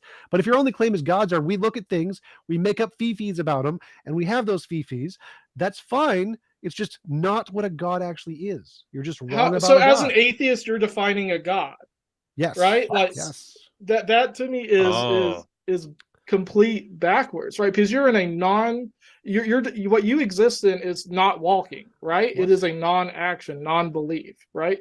As a seeker, no, I'm not a soft atheist. I'm a strong atheist. There are no gods. No, that's what I'm saying. Okay. That's You what just you defined are a god taking for a us, though. Yes, I did. non-position. Well, right? So like a non-position would be like agnosticism or weak atheism. No. Strong atheism. We're agreeing. Is a we're positive agreeing position. with different terms. Okay. As an atheist, you do not believe in Gods anything do not exist. I believe. Okay. I have a positive belief. Gods do not exist. Okay.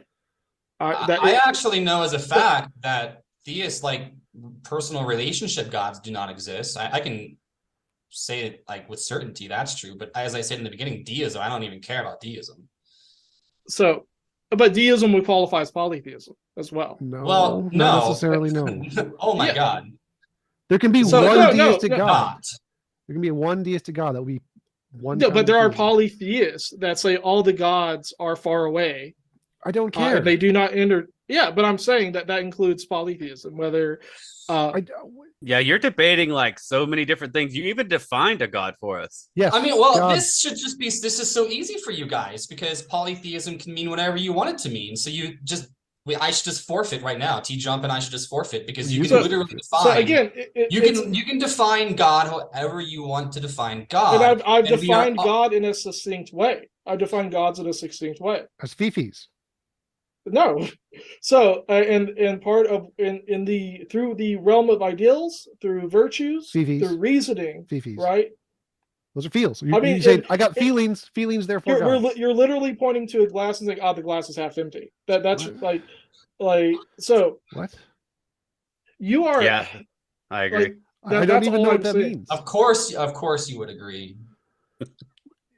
Yeah, if you agree, tell me what that means. That's really interesting. What does that even mean? I'm pointing at the glass and saying it's half empty. How is my argument? What you're saying is you're right, but you're do wrong. you guys actually know each other? No, Like, I'm have saying you- you're not considering you're not considering the perspectives and views on the glass to make the judgment that it's half empty or not. I still have no idea what that means. Like my Are view you is too- there you're are no looking- anthropocentric beings that are non-physical. There are no non-physical objects. It seems like Feelings are every a product time of Jordan evolution. gets to a point where he's defining something that the audience can understand, TJump jumps in after about I 2 can seconds promise within. you that the audience does and- not understand. I already I can just say.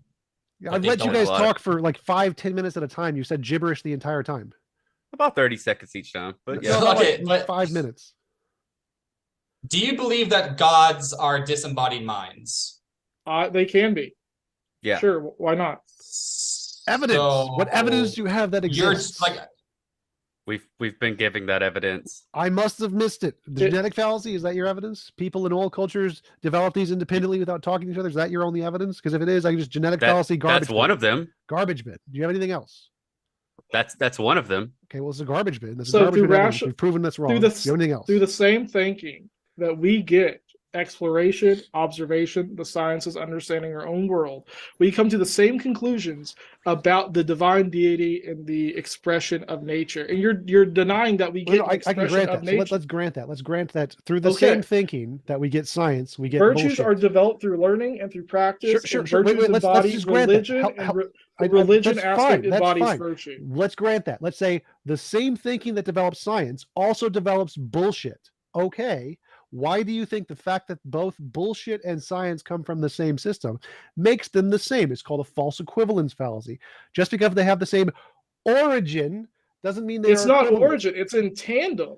What does that It's not they Yeah, rely exactly. on each other. I don't know how no, you're they not don't. seeing it. My belief Yes, in they science, do. I'm very familiar with science. I don't have to believe in any bullshit fairies or You gods. don't. to You do this. personally do not. Correct. But I'm saying so they're not in tandem. It's literally what it means.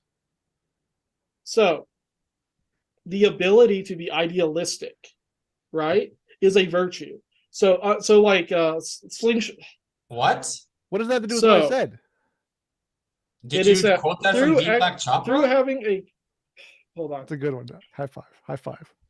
Through having an interpersonal connection with the mundane world and understanding that you have a connection with it, right? And the virtues, you get the expression of what something is, and you can explore it, break it down to its most simple part in forms and virtues, right?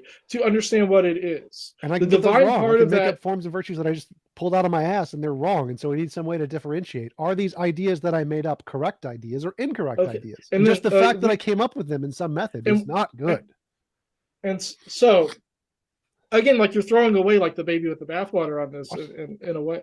So Well, okay, wait, couldn't I make up a virtue that just states like Potatoes it is a are virtue virtuous. to not interact with to not change the natural order of things? And then therefore, if I see like a starving child on the side of the road, it would be a virtue to not assist this child because you're not supposed to interfere with the natural world. Couldn't I just define a virtue to be that? I mean, I would say that that's more like so it gets weird. So one, I would say no, because it's not like a universal feeling. You would still like feel in that decision making. You'd be choosing like a form of stoicism over like your inclination to show love or charity or sacrifice. Well, what about a psychopath that just doesn't care? Okay, Why so are you using the word universal when literally there are humans that exist on the earth that don't care? Okay, and then like that's part of the material. That's what I would say. It's their experience with that virtue, and that can change through whatever you have, through your body, through your mind, through whatever. Yeah, you Right? don't see those same individuals that having the same experiences at the same time. Like it's not a thing. What? In development, the two individuals, he's talking about two different types of individuals that were instilled with virtues growing, and then one that wasn't, right?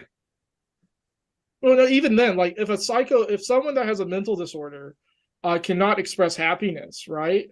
That's not a defect of virtue. That's something biological, mechanical that is stopping them from experiencing that in the physical. Metaphysical, like happiness, still exists. It just may not be out of their reach. But they can choose to ignore the starving child. They could be walking home from the supermarket with a bag full of fresh groceries, a roasted chicken and a sub, like a sub. I would call that and they could choose not to give the food to the starving child. And I could define this as a virtue because I don't believe that interfering with the natural order of things is a good thing. But now what you're saying is that if it's a coping mechanism, you're coping by saying, deep down inside, I truly, truly, truly want and desire to help the starving child, and yet I go against that instinct because I don't want to interfere. How is this any different than any other human going against their instinct to do certain things that are, quote, virtuous? Your rendition, sacrifice or something like this. Your ability to memorize like how you've felt in these instances is exactly what we're saying. You have obviously felt these emotions. You've obviously this is instilled in your mind. Well, I was having this thought experiment last night where I was imagining whether or not if I had like my cat and just some random person that I don't even know just in my other hand. And I was thinking to myself, which one would I let go if I was forced to let go of one of them? Like, I'm actually not really sure. I might actually choose my cat because it just means more to me. I mean, is that a problem? I mean, now we're like on ethics, which is a base of philosophy, but virtue can play a part of that. It seems like you're just defining things the way that you want to define them in order to you're just God is the definition. It's within definition though. God. So with that, right? I would say because I pull from more like Neoplatonism personally. If you want like a personal thing, like in understanding virtue, it is like understanding anything else. It can take practice to fully grasp it, even though you can have innate qualities of it. And this may not be felt the same way through nature and nurture, understanding these phenomena for yourself, like happiness. What is happiness? How do you sustain it? What does happiness mean as an intellectual concept, right? What is the virtue of happiness?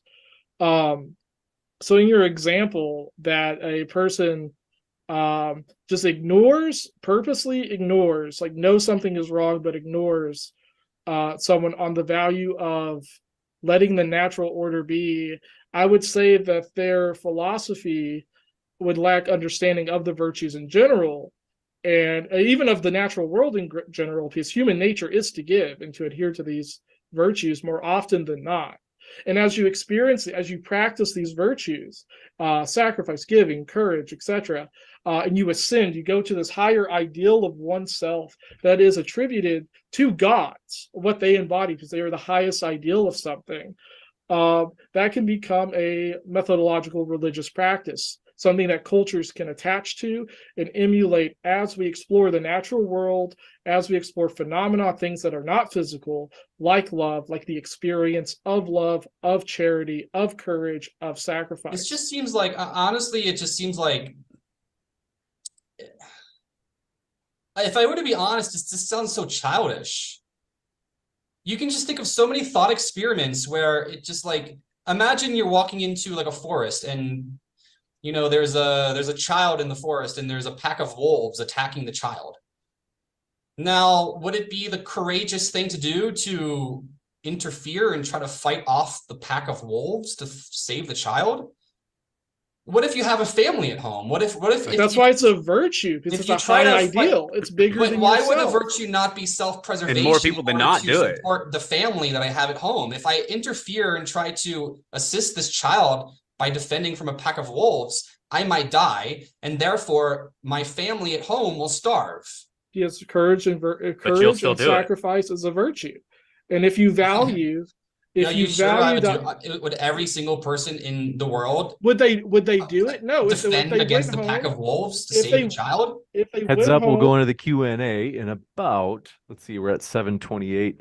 We usually go in at about that time, so about a few minutes. Okay, so if let's say the average person experiences that and they choose, I'm not sure who would say or who would go, that's their practice with that virtue of courage, with that virtue of self-sacrifice. And if they have a high ideal, both concepts like tier, they may have a higher chance of throwing themselves through the wolves and do what's possibly the more virtuous thing, right? But let's say that they go home, whether they believe in a god or not, they may experience trauma and regret, survivor's guilt from this. Yep. And that's what the virtues do, because it's unvirtuous to not be sacrificial. Does that mean everyone has to be sacrificial to be a good person? No, that's not the claim.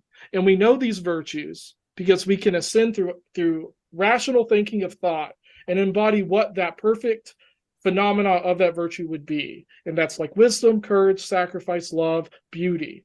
This is what the gods represent. This is what we infer by our experiences as being a human, and we can connect with, and we can strive for. And that's not even talking about other phenomena like insight, falling asleep at a temple and gaining new knowledge about something. Happened all the time in Rome, happens now in Hindu temples, all sorts of weird phenomena where people get inspiration directly from an unknown metaphysical possible source. That's physical. We know what causes that. That literally happens in your brain. Okay, then go sleep in a church and have great ideas. Well, you don't need to sleep in a church. Now. We literally know that you can gain knowledge by sleeping because your subconscious is processing information. This is a discovered process in physical reality. You don't need a god for this. Except we know that more often than not, it's happening within these places. It's not actually. We know more often than not, there are people that don't have these experiences. They exist. Yes, and so again, I was going to go into. I don't want to misspeak. I have some stuff prepared. I would love to have more prepared. I'm ready to go to the Q&A. I think didn't James? Sorry, James. You said that we're going to go to questions, or sorry about that. We can go as long as you guys are ready to go. I ran out of things to say. I'd like to say that the opposition hasn't been able to explain away. Science doesn't explain away how different groups of humanity across the face of the earth have been able to label the same things with the same fashion. Not just hey, there's a guy that lost an eyeball and he was a combat veteran, now he's a guy of wisdom, and they use that person as something, right? No, what we've not been able to explain away is the fact that humanity across the board, 17 different religions that we know of currently, have been able to place a guy with one eyeball at the top of a pantheon, or near the top of a pantheon anyways, discounting certain things, near the top of a pantheon, and we're explaining that away with Got to go to the Q&A. It's because they're human. The same reason they have arms and legs. Like, why do all gods have arms and legs and penises? We're going to jump into it. Zaynova, let me know if I'm pronouncing it right. Thanks for your question. Said, is divine inspiration valid? No. it certainly can be. Shoot, I was on mute. The first question was Zainovaya. Thank you for your question. Let me know if I pronounced it right. Said, is divine inspiration valid? Yeah, So- it's go ahead, George. Sorry. No, I would say so it depends what you mean by valid, right? And for that, I'd say I would love to have more data on divine inspiration if we could have a way to measure that and quantify it. But yes, valid in the sense that it can happen to a person. A person can experience the phenomena, be inspired from something outside themselves or they perceive outside themselves, and it changed the course of their life through new ideas, exploration of the world, understanding themselves or their place in the world better. So yeah, it's valid. Why wouldn't it be? That's my take. Anybody else? Yeah, I would agree that it could be valid, but it doesn't point to a physical God or a disembodied mind that can interfere or affect the natural world in some detectable way. You got it. This one coming in from, do appreciate it, Atheo Rakatru. Let me know if I pronounced that right. Said, let's bridge the gap. Atheo paganism. In other words, a combination. What's the word for that when you combine words? It starts with a P. Like No idea. Fragilina. Palindrome.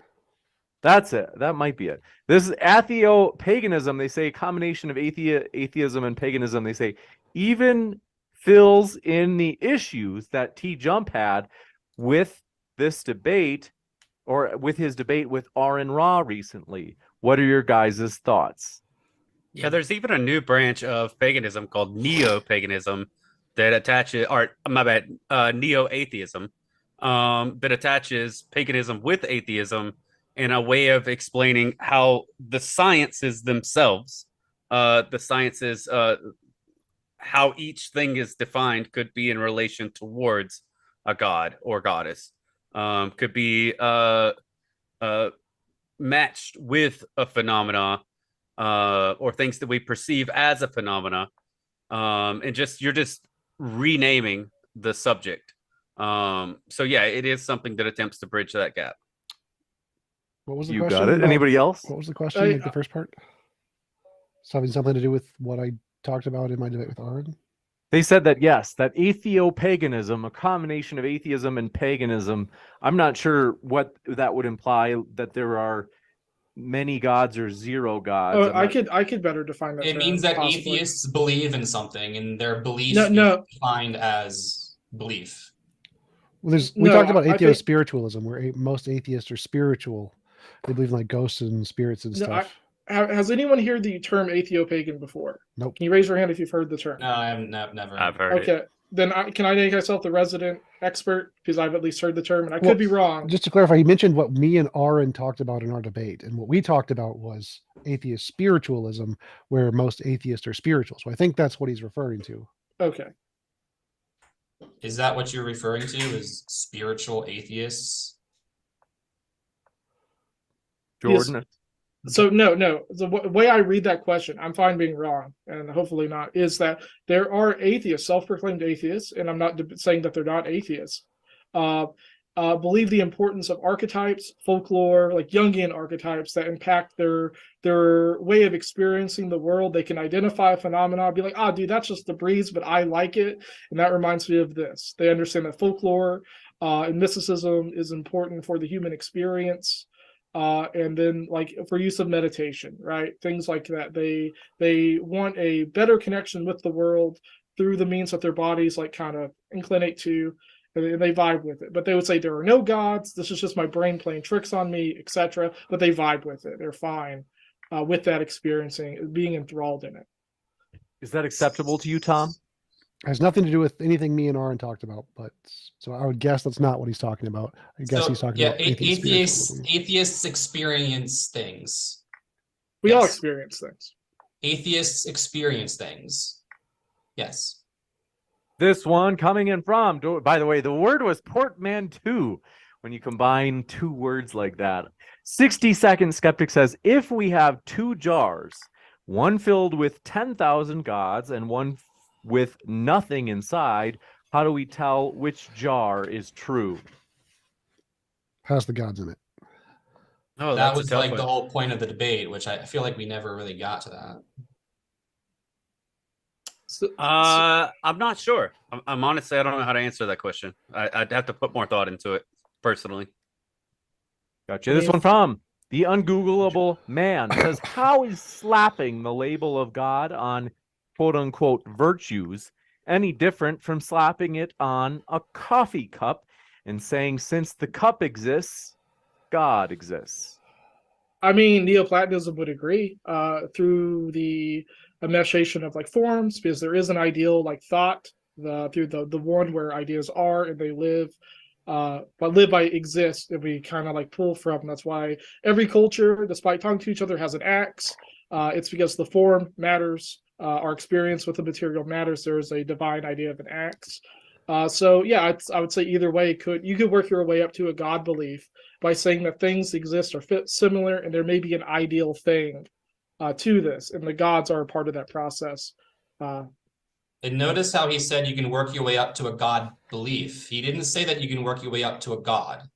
Very important distinction. I mean, a lot of people start with God by a question, and then automatically there's an answer. But yeah, That wasn't my experience. But yeah, sorry. No problem. This one from Matt Lee says, TJump has no beard. Debate lost. Tom, it's true. You've always been clean shaved. It's that handsome, if you have a handsome face, you can't cover it up.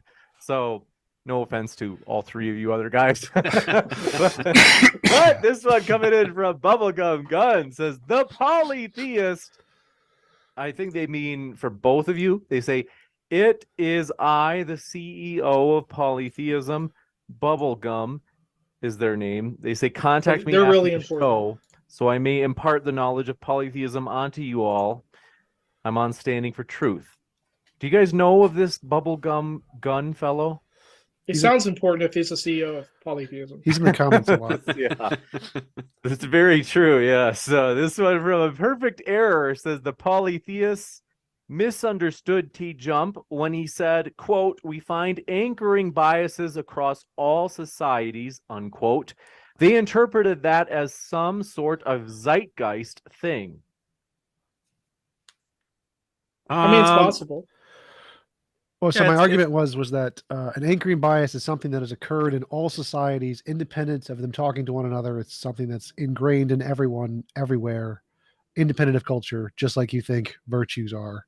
And so if you think that virtues are some kind of metaphysical, non-physical thing in the universe, then so is anchoring bias. But if we agree with science and anchoring bias is just a biological product of the brain to support evolution, then we can just conclude that virtues are as well, and there's no non-physical aspects to them. See, I think that's just Occam's razor kind of being used, right? Because like, oh, everyone makes an axe, therefore axes are useful, right? Because that'd be an anchoring bias of an invention of an axe. Every culture has an axe, right? No, Or most do. Or Anchor, even if you anchoring say like, bias is a fallacy. It's a logical fallacy. It has nothing to do with axes. no, you're misunderstanding. So if every culture has an idea, or a group of cultures have an idea separate from one each other that are the same, you can attribute this bias through the simple fact that humans could develop similar ideas because we're all similar, right?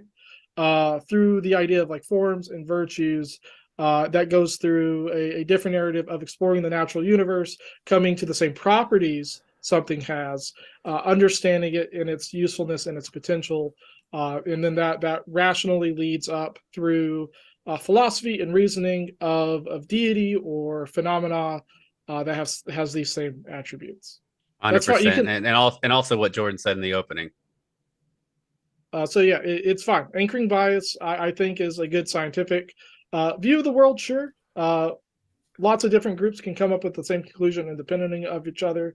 But I would also say that's quite the phenomena that we did that, and that's also worth exploring more in depth. This one coming in from, do appreciate it. Back par us says, James, interview a solipsist next time. Thanks for that idea. You guys ever heard the joke about solipsism from Alvin Plantinga? I haven't. Let's hear it. I'll tell it at the end. This one from Eddie Dean says, is the act of vaping virtuous? Is there a god of vaping? No. I mean, there's pleasure if you get pleasure from it. True. Wait. Okay, you two are disagreeing on this? You two disagreed a lot. I think you guys argued amongst each other as much as I'm just like curious we if you're argued. disagreeing. I'll let you give your rationale. We came to an agreement because I just bridged the gap. So God of vaping, Yeah. probably not. I don't know. We could have just found her or him. Sure, why not? But God of pleasure, because pleasure is a virtue as well. It's something universally loved. We all love to feel good, right? And so like hedonism, or just like Aphrodite, Venus, whatever aspects of pleasure exist. So therefore, vape for Venus if it gives you pleasure. There's physical consequence to that, sure, but so it's existing. So why not? Yeah, and I was trying to give a funny answer there as well, Dustin. Like, no, like don't do it, kids. Our joke's metaphysical. We had an early one from, quote, Satan did nothing wrong is their username. They say, question for the polytheists. How do you know Gandalf isn't spiritual? How can we check? Actually, it's a good question because The Lord of the Rings was written while J.R.R. was in the trenches of World War II. So maybe there's actually a plausible possibility that Tolkien stated that Gandalf, like in his belief system, possible, probably not probable, stated that Gandalf might be a symbolism of something. I mean, he did go from gray to white. There's actually something inside of that's plausible, but probably not probable. Yeah, if I could expand too, again, we're not literalists, so like lore has a place in understanding other people's experiences with this phenomenon. So like the Poetic Edda or the Iliad or whatever the case may be, in identifying these characteristics. So Gandalf does exude certain characteristics, which I said before, like courage, sacrifice, wisdom. So you can argue there's a spiritual component to him, but that's the same thing with any character, folklore, whatever you want to call it, that exhibits idealistic characteristics. I say that we have the marriage as the authentic audience to know that, yeah, Gandalf's like a dude that exists for a certain series. Just like the polytheists of Rome understood, like, yeah, what I just said, the gods represent these virtues that are do exist in our mundane world and as we understand them. So Venus is love, and we can connect to love through Venus, for example. They wouldn't go, all the gods are on Olympus. That's my meaning of that. Juicy. Any last thoughts, folks, gentlemen? I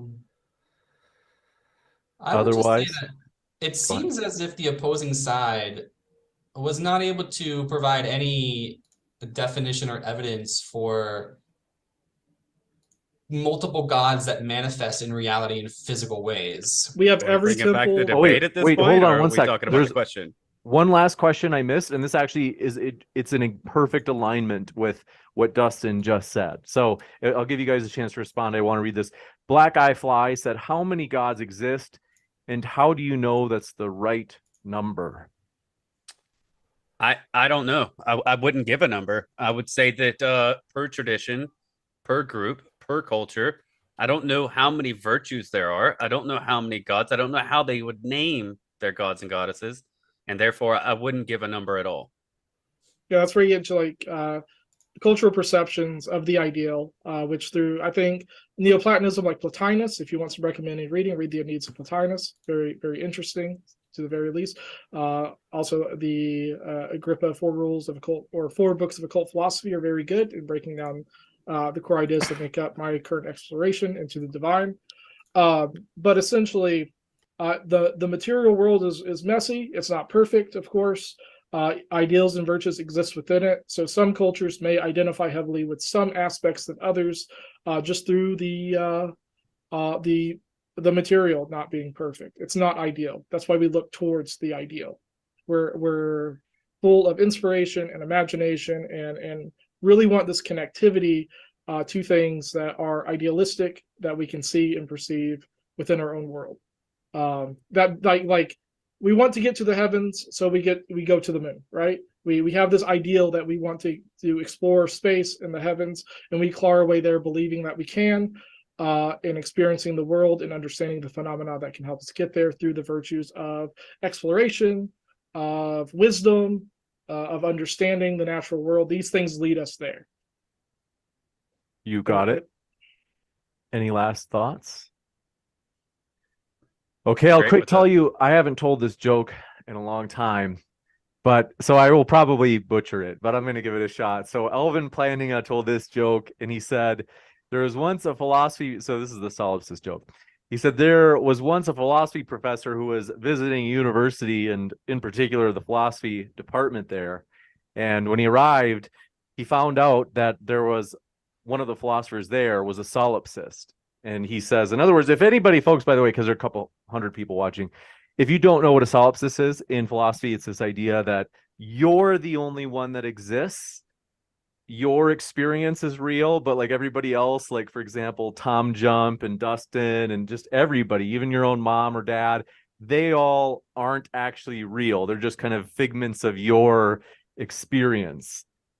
Eddie Dean, thanks for your last minute super chat, said, I'll get back to the joke. They say, so is everyone who believes in different gods going to their own separate afterlives, polytheists? I think that in general, most cultures have came to generally the same ideologies. How you get there may be a little different, but generally across planet Earth, this beautiful planet, in general, when you weigh the amount of different polytheistic faiths versus those versus the opposition, generally speaking, far more of them have generally the same concept of the afterlife more so than not.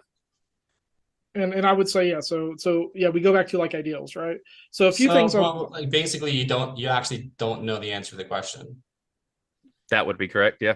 So okay, I just wanted to, like, if you just wanted to say those words before you go and talk about more of what you don't know, that was just, I wish TJump would have let you talk more during the debate.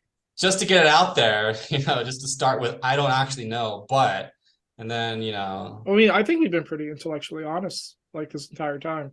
Because like he completed his thought. If we could complete our thoughts more, you would have a more defined idea of what we're talking about through this entire thing. On afterlife, so I would say that we are again ideals. Like we have ideals of what like an afterlife could be. I personally would say that in the philosophy that leads us to things like the atom, like Neoplatonism, there's not a lot of talk of an afterlife. It's about the theory of religion, theory of philosophy, theory of virtues, theory of the gods, and not so much an interpersonal afterlife. And I would say that if you're living this life looking forward to an afterlife, make this one a good one, and you'll have what you'll need in the next one if there is one. On the bona fide view of an afterlife, I don't know. I'll just live a good life here and be prepared in whatever way. I don't know. Juicy. So on to the solipsist joke. As I mentioned, the philosophy professor got to this philosophy department, and he found out, he said, there's really a solipsist here? And he said, yeah, he's a professional philosopher. He's got his PhD, and he's a solipsist. And so he said, well, could I meet him? And they said, yeah, sure. And so he went in and he met the philosopher who was a solipsist, and they had a good conversation. And as he left, the other faculty who had brought them to Fred, the solipsist, said, yeah, well, we all take special care of Fred here, because if he goes, we all go. That's good. I like that. It is not my joke. That was Alvin playing us, but pretty That's good. a good one. That's fun though. It is. But we do want to say, folks, our guests are linked in the description. If you would like to hear more of their views, you certainly can. As you can see at the bottom right of your screen, learn more about your guests' views from their links in the description box below. That includes at the podcast. So if you're listening via the podcast, as folks, I don't know if you know this, but 100% of our debates end up on the podcast, usually within 24 hours of them being live on YouTube. And we put our guest links there in the podcast episode description as well. One last from the live chat. Black Eye Fly says, thanks for hosting this debate and for all the work you do. Thanks so much for your kind words. All credit to the speakers. They are the lifeblood of the channel. And I saw one, Art V said, I had thought about solipsism when I was a kid. It's funny, there's some research on how kids have thought through a lot of these like really way more complex ideas philosophically than you'd expect. So for example, like the matrix idea too, which is different from solipsism, but nonetheless, it's interesting, kind of a philosophy type thing. But we want to say thank you to our guests. It's been a true pleasure to have you guys here tonight. Thanks, everybody. No, thank you for having me. Absolutely. I'm going to be back. Thanks for Modern Day Debate. My pleasure. And those of you in the audience, stick around. I'm going to be back in just a moment as I wish the guests well. So stick around and I'll let you know about upcoming debates here on Modern Day Debate. Be right back in just a moment. All right, we're backstage. Thanks, guys. It's been a true pleasure. Hey, thanks, James. Thank you so much, man. My Hopefully pleasure. we made this a little more fiery than the last one. That was good. We've never gotten to do polytheism. I would say this was quite the juicy debate for the viewers. Yes, I'm sure they were very entertained. Oh yeah. I hope